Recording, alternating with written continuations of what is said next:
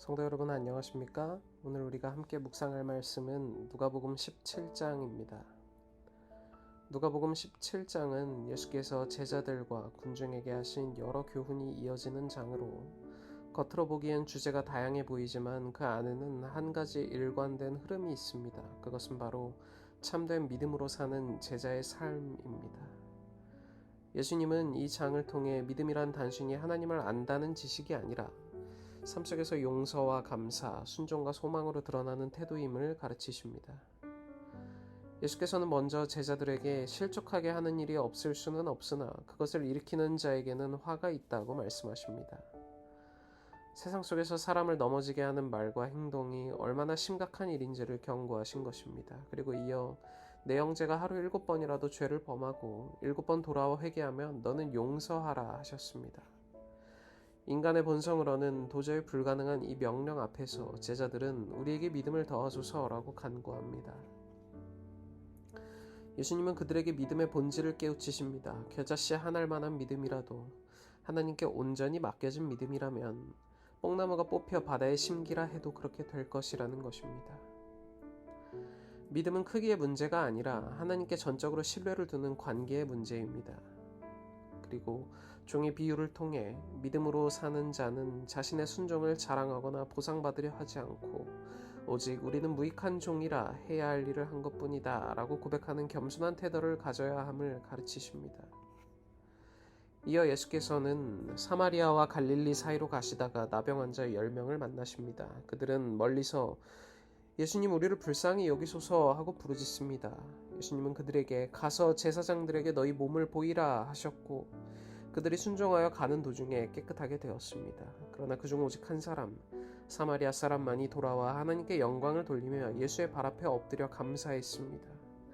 예수님은 10사람이 다 깨끗함을 받지 아니하였느냐 그 9은 어디 있느냐 라고 물으셨습니다. 이 사건은 우리에게 믿음의 또 다른 본질을 보여줍니다. 감사는 믿음의 열매라는 것입니다. 단순히 은혜를 받는 것에 그치지 않고 그 은혜의 근원이신 하나님께로 돌아와 감사하는 것이 진정한 믿음의 반응입니다. 예수님은 그에게 내 믿음이 너를 구원하였다 라고 말씀하십니다. 육체의 치유보다 더 큰 은혜는 하나님께 돌아와 감사하는 믿음의 회복입니다. 그 다음 예수님은 바리새인들의 질문에 대답하십니다. 그들이 하나님의 나라가 어느 때에 임하나이까 라고 묻자 예수님은 하나님의 나라는 볼 수 있게 임하는 것이 아니요 너희 안에 있느니라 하고 말씀하십니다. 하나님의 나라는 외적인 장수나 미래의 사건이 아니라 이미 하나님을 믿는 자의 마음속에 임한 통치입니다. 그러나 동시에 예수님은 제자들에게 종말에 대한 경고를 주십니다. 인자의 날은 노아의 때와 같고 롯의 때와 같을 것이라 하십니다. 사람들은 먹고 마시고 장가들고 시집가며 일상의 평안 속에 살지만 그날은 갑작스럽게 임한다는 것입니다. 예수님은 롯의 아내를 기억하라고 하시며 하나님을 따르면서도 세상에 미련을 두는 삶을 경계하십니다. 세상적인 안락함을 붙잡으려는 마음이야말로 영혼을 멸망으로 이끄는 위험입니다. 누가복음 17장은 믿음으로 사는 제자의 삶을 세 가지 방향으로 우리에게 보여줍니다. 첫째, 용서의 믿음입니다. 사람을 용서할 수 있는 힘은 믿음에서 나옵니다. 인간의 감정으로는 용서가 어렵지만 하나님께 받은 용서를 기억할 때 우리는 용서와 사랑으로 살아나갈 수 있습니다. 둘째, 감사의 믿음입니다. 은혜를 잊지 않고 하나님께 돌아와 감사하는 것은 믿음의 가장 성숙한 표현입니다. 셋째, 기다림의 믿음입니다. 하나님의 나라가 이미 내 안에 임했음을 믿고 그러나 아직 완성되지 않은 그날을 소망하며 오늘을 충성스럽게 살아가는 것입니다. 오늘 이 말씀을 묵상하며 우리의 마음을 돌아보게 됩니다. 나는 용서하지 못한 누군가를 여전히 품고 있진 않은지, 은혜를 받았으면서도 감사 대신 당연함으로 여겼던 일은 없는지, 하나님 나라의 완성을 기다린다고 말하면서도 여전히 세상과 소유에 대해 마음을 붙잡힌 채 살아가고 있지는 않은지요.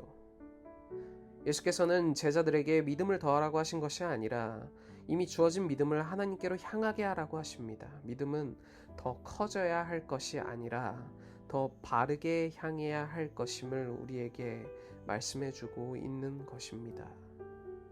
이 사실을 늘 기억하심으로 하나님께서 주시는 그 믿음이 우리의 마음속에 잘 자리 잡을 수 있기를 간절히 소망하며 오늘 묵상 마치겠습니다. 오늘은 학생반의 한 예서 학생을 위해 기도하겠습니다. 하늘에 계시는 하나님 아버지, 오늘 우리에게 새로운 하루를 허락하시고 또한 새로운 한 주를 허락하심에 감사드립니다. 오늘은 학생반의 한 예서 학생을 위해 기도합니다. 주께서 사랑하시며 그 삶을 주님의 품 안에서 성실히 계획하고 이루며 살아가는 한 예서 학생에게 함께하여 주셔서 그 삶의 모든 방향과 결정이 늘 하나님이 주시는 지혜를 통해 이루어질 수 있도록 하여 주시고 이 모든 과정을 통해 하나님의 귀한 종으로 성장할 수 있도록 하여 주시옵소서. 저희가 언제나 하나님과 동행하는 삶 살아갈 수 있도록 하여 주시길 우리를 죄에서 구원하신 예수 그리스도의 귀하신 이름으로 간절히 기도드립니다. 아멘.